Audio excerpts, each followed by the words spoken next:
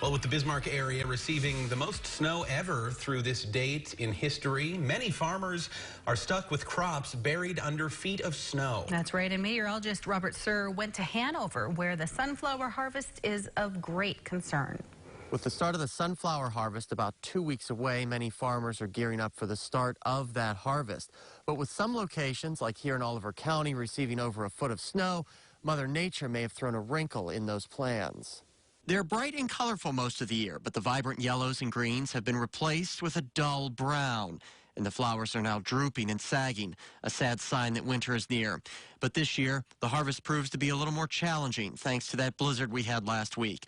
Lonnie Hankey has 250 acres of sunflowers near Hanover in Oliver County, and they've all been impacted by the storm. Some are buried under 4-foot drifts, while others were toppled under the weight of the heavy, wet snow. The wheat crop yielded well, but the quality was so low in the spring wheat, it's going to kind of be a wash. So we were kind of hoping that the row crops make up the difference and we can get a little profit out of them.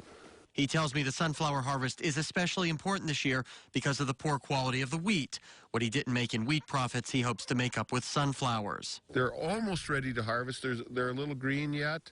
We'll wait till the temperature drops real low and so we can combine them easier. And right now we'll be happy with what we get in the condition they're in. If they would have got knocked down, combining sunflowers is a nightmare. But that won't be easy with all this snow, and he estimates around 10% of his sunflowers are now on the ground. And it's just not bad for him. I sat down with John Sandbacken, who heads the National Sunflower Association, and he tells me harvest conditions are poor all across the state. We haven't had a situation like this in many years where we've had record amounts of snow in the month of October. Hopefully, it's going to warm up here and we're going to see a good melt.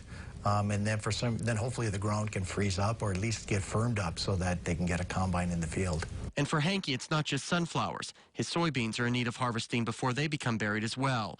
And a large section of his corn is not only dealing with mold issues, but high snow drifts. I saw some ears poking out of the ground like groundhogs, checking if spring has arrived. Sandbacken adds sunflowers have been behind schedule all year by around 7 to 10 days.